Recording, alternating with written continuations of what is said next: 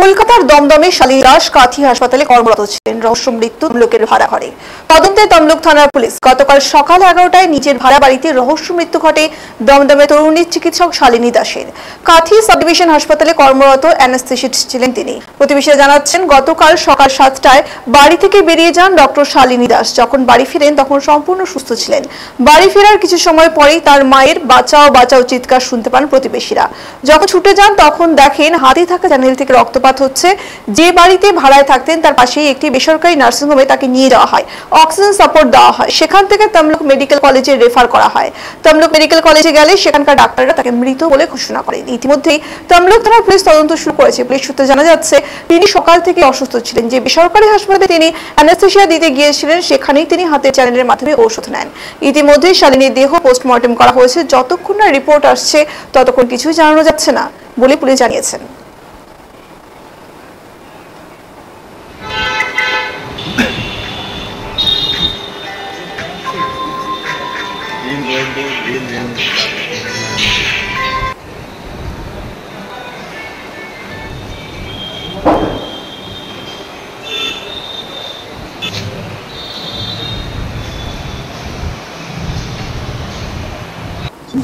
হ্যাঁ, এখানে থাকে পাশে ভাড়াতে, এখানে আসে মাঝে মধ্যে বাজার নিতে, এইটুকুই জানি। কতদিন ধরে থাকেন এখানে? হ্যাঁ, মাস 6-7 হবে। আচ্ছা, আর কেমন হয়েছিল? আমি ভালোই তো। আপনার দোকানে আসতে কথাবার্তা বলতে? হ্যাঁ, কেন বাজার টাজার? হ্যাঁ, ওই বাজার নিতে আর কি। কোনো শারীরিক সমস্যা?